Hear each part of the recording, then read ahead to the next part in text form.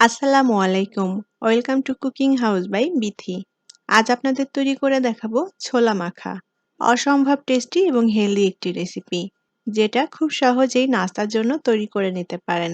এই ছোলা মাখাটাকে ছোলার চাটও বলা যায়। বানানোর কোনো ঝামেলাই নেই। তাহলে চলুন দেখে নেই কিভাবে ছোলা মাখা তৈরি করব। একটা মিক্সিং বোল নিয়েছি। এখন এই বোলের মধ্যে দিয়ে দেব আলু কুচি। আমি এখানে মাঝারি সাইজের ২টা আলু ভালোভাবে সেদ্ধ করে নিয়ে এভাবে ছোট ছোট টুকরো করে কেটে নিয়েছি। ছোলা মাখার মধ্যে এভাবে সেদ্ধ আলুটা দিলে খেতে খুবই ভালো লাগবে। তবে কেউ যদি আলুটা বাদ দিতে চান, বাদ দিয়েও এই ছোলা মাখাটা তৈরি করে নেওয়া যাবে।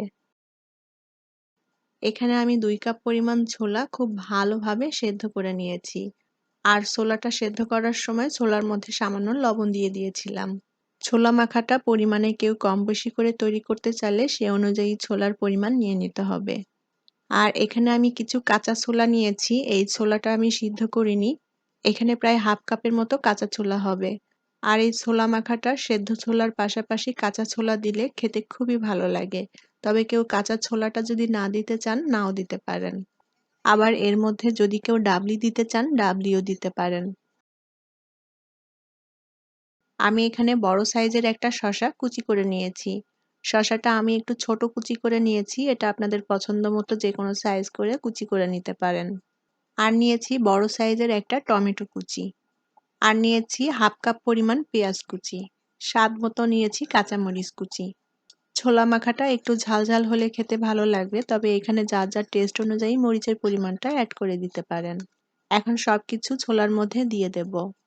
ছোলা মাখাটা এতটাই টেস্টি হয় যে এটা খেতে ছোট থেকে বড় সবাই ভীষণ পছন্দ করবে। তবে এখানে যদি ছোটরা ছোলা মাখাটা খায়, সেই আন্দাজ মতো করেই কিন্তু মরিচের পরিমাণটা দিয়ে দিতে হবে।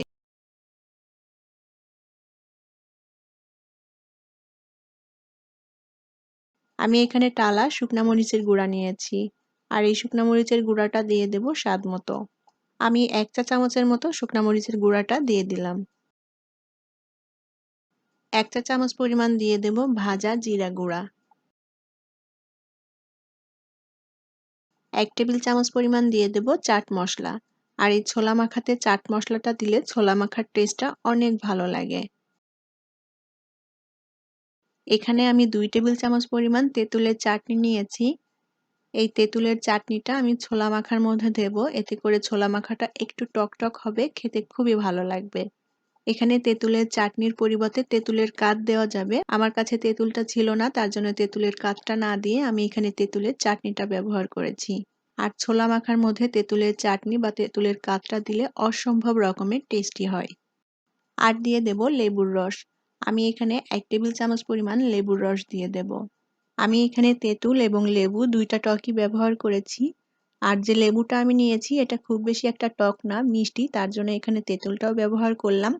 তবে এখানে যেকোনো একটা টক দিয়ে এই ছোলা মাখাটা তৈরি করে নেওয়া যাবে।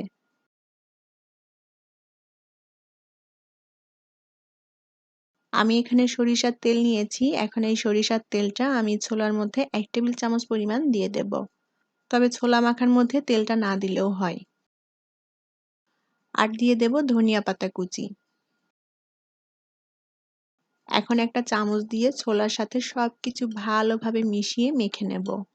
আর এর মধ্যে আমি এখনো কোনো লবণ দেইনি, কারণ আমি ছোলাটা লবণ দিয়ে সেদ্ধ করে নিয়েছিলাম। তাই ছোলাটা একটু মেখে তারপরে টেস্ট করে দেখব লবণ কতটুকু লাগে। যদি লাগে তারপরে আমি লবণটা অ্যাড করব।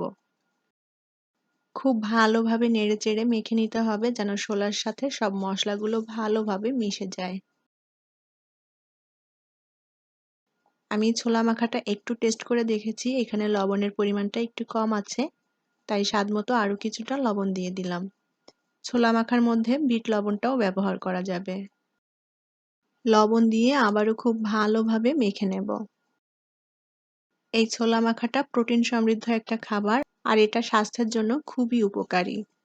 বানাতেও তেমন কোনো ঝামেলা নেই, তাই ছোলাটা সিদ্ধ করে নিয়েই কিন্তু খুব সহজেই এই ছোলা মাখাটা তৈরি করে নিতে পারেন। আর এটা নাস্তার জন্য পারফেক্ট একটা রেসিপি। ছোলার সাথে সবকিছু খুব ভালোভাবে মেখে নিয়েছি। এখন ছোলা মাখাটা পরিবেশনের জন্য রেডি। আশা করি আমার আজকের ছোলা মাখা আপনাদের ভালো লেগেছে। আপনারাও বাসায় রেসিপিটি ট্রাই করে দেখবেন, খুবই ভালো লাগবে। আর আমার রেসিপিগুলো যদি আপনাদের ভালো লেগে থাকে তাহলে চ্যানেলটি সাবস্ক্রাইব করার অনুরোধ রইল। অনেক ভালো থাকবেন সবাই। আজকের মতো বিদায় নিচ্ছি। আল্লাহ হাফেজ।